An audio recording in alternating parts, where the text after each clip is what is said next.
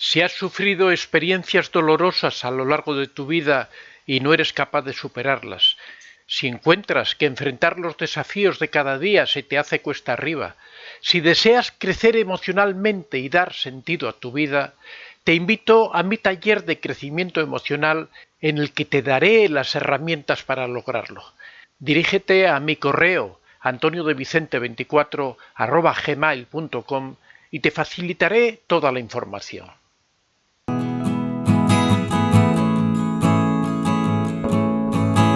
De las consecuencias que tiene una relación con un narcisista, cómo vive la persona la relación, qué ocurre cuando una persona convive con un narcisista, estamos hablando con un narcisista patológico, con un narcisista extremo, ¿no?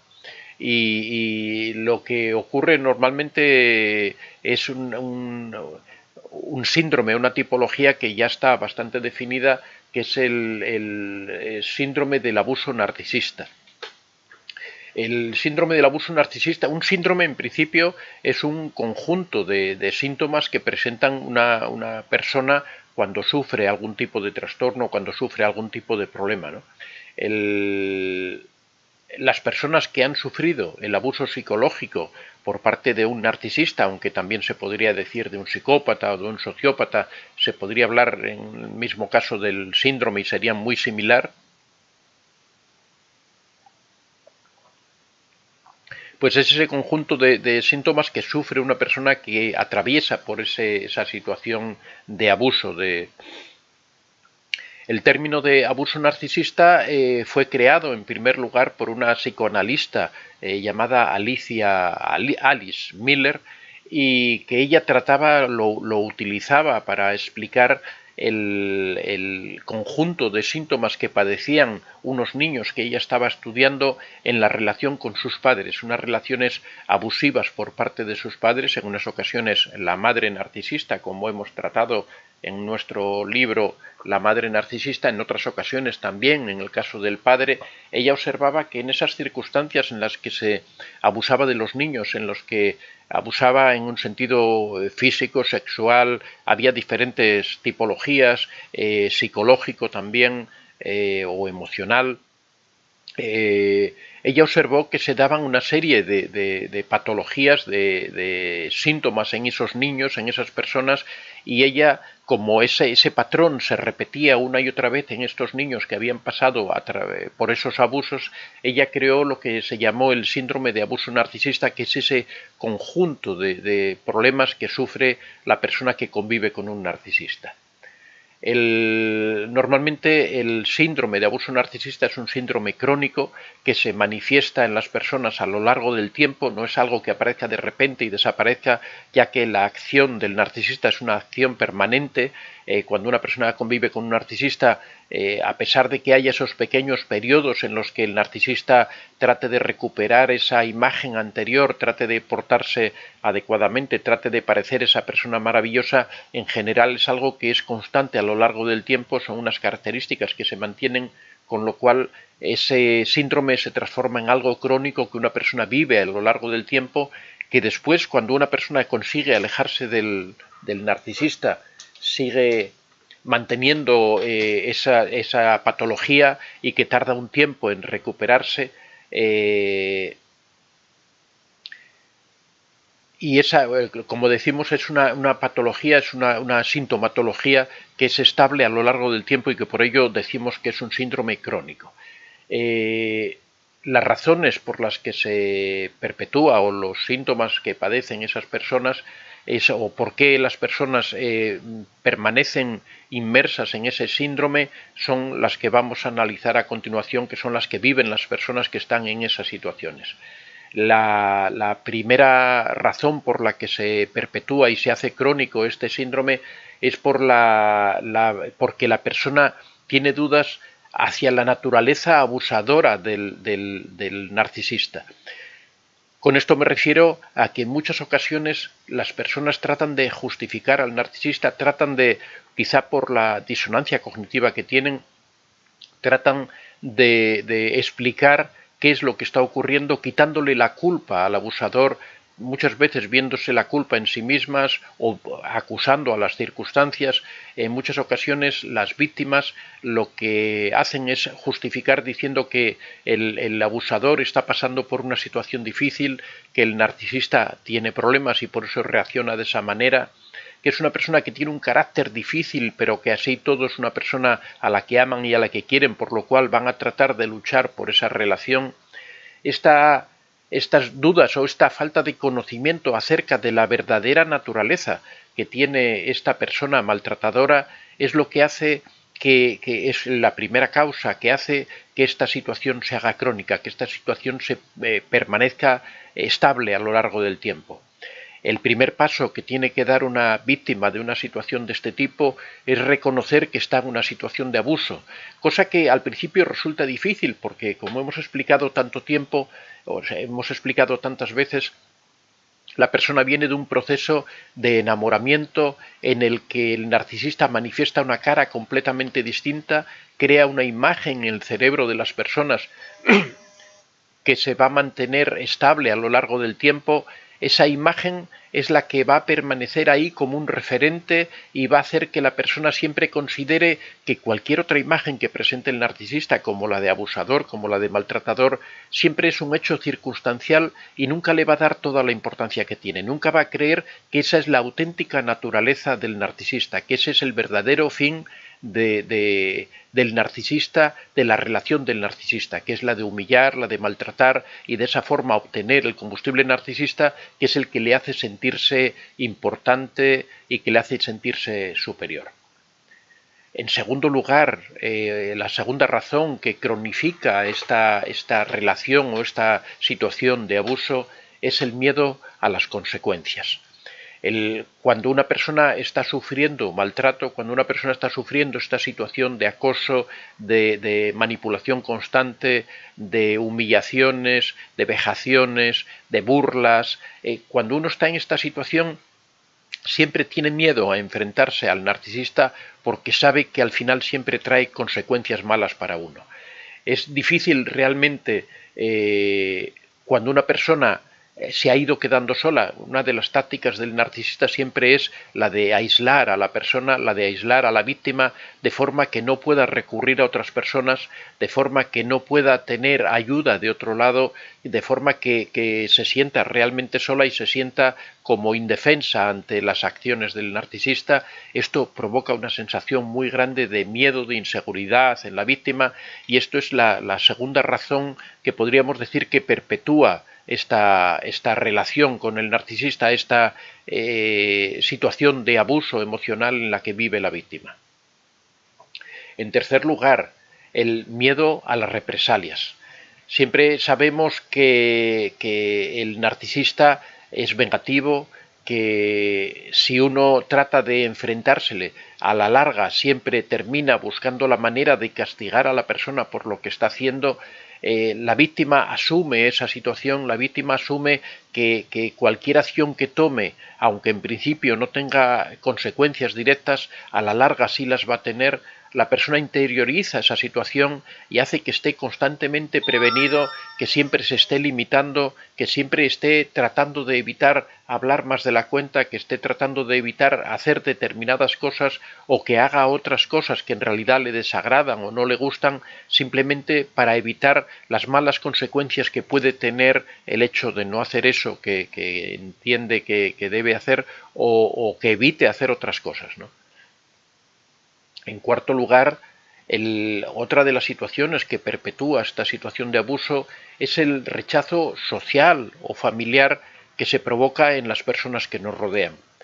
Uno de los trabajos más importantes que realiza el narcisista en su favor o en su beneficio es el de crear una imagen ante las otras personas y también ante la familia. Ocurre que el narcisista muchas veces entra en la familia de la víctima y llega a hacerse tan importante que desplaza a la propia víctima del cariño y del afecto de su familia.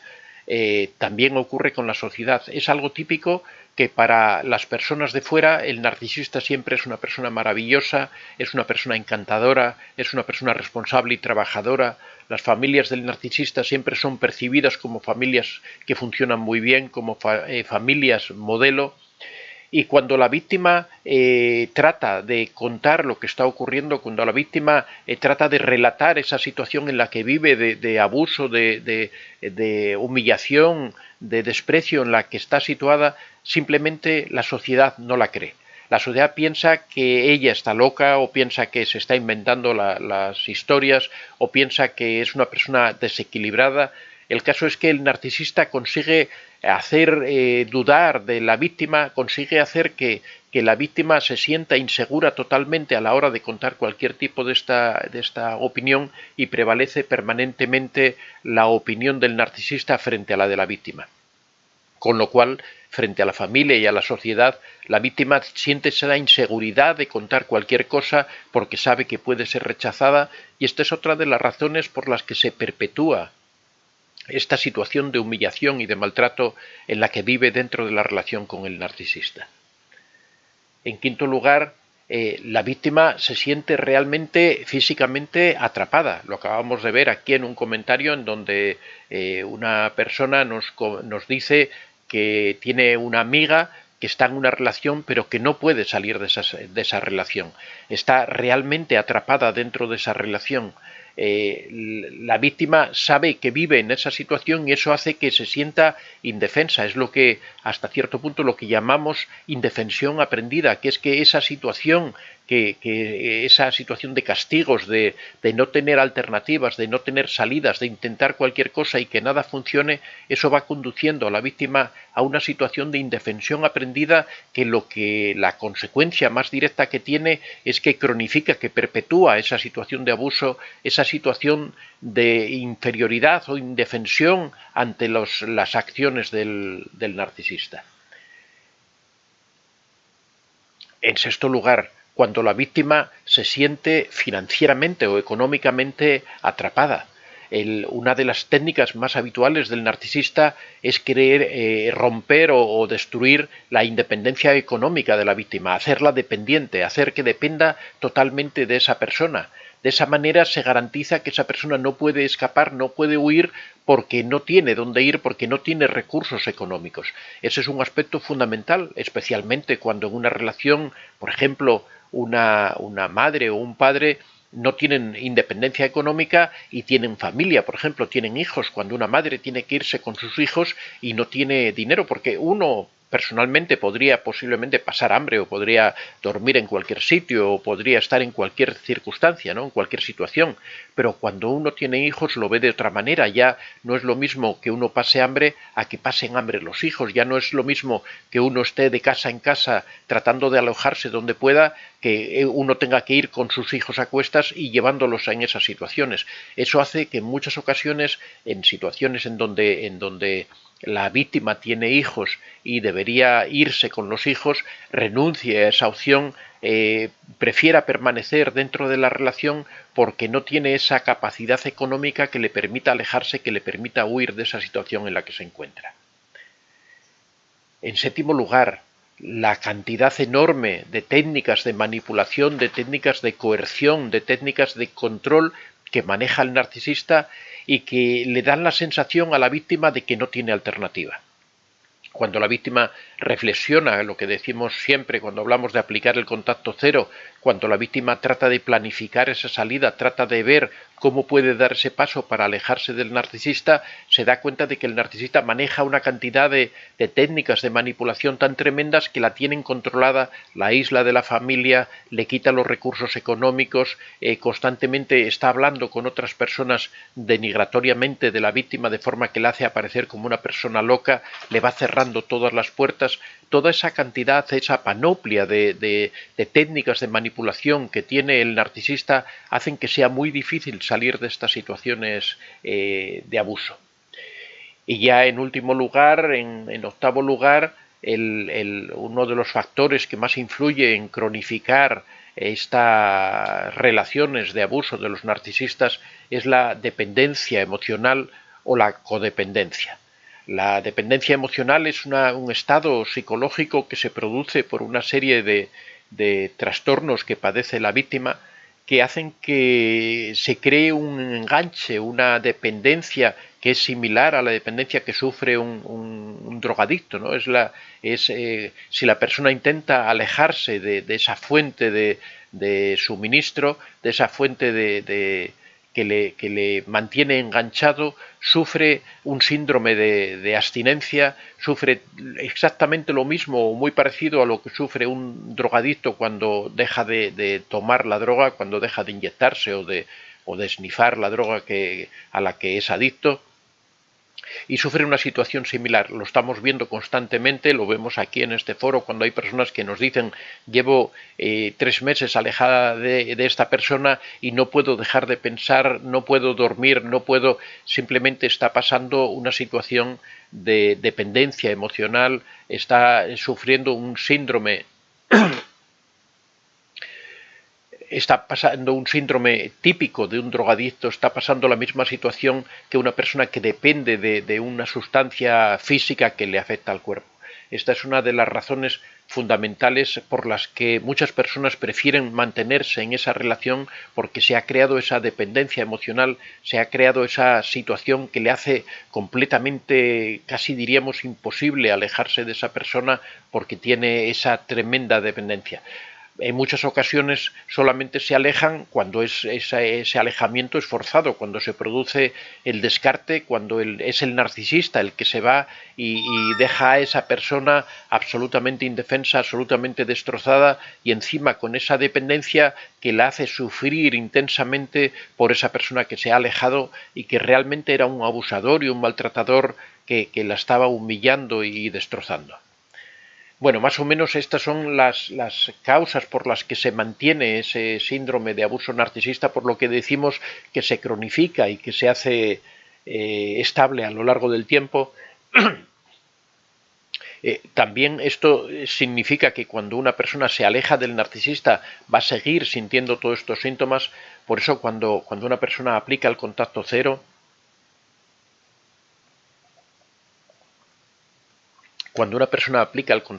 decíamos, después de que se aleja del narcisista,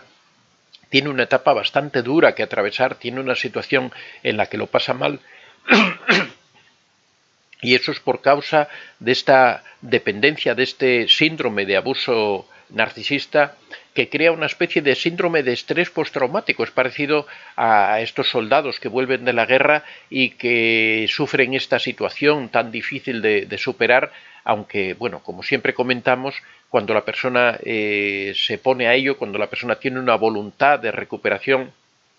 esta situación se revierte, se soluciona en un periodo corto de tiempo. En 2 o 3 meses ya se puede haber superado esta situación, si es que la persona de verdad se implica en ello, si es que la persona de verdad quiere luchar por alejarse de ese narcisista. Si quieres ampliar información sobre el tema del narcisismo, tienes a tu disposición en Amazon mis libros. Cómo reconocer a un narcisista, en donde damos una descripción precisa de este perfil. El contacto cero, que es la técnica definitiva para alejarse de un narcisista. La piedra gris, la polémica técnica para convivir con un narcisista. La madre narcisista y una explicación de las secuelas que dejan en sus hijos y que arrastran a lo largo de su vida. Y la dependencia emocional, doloroso trauma muchas veces provocado por el narcisista.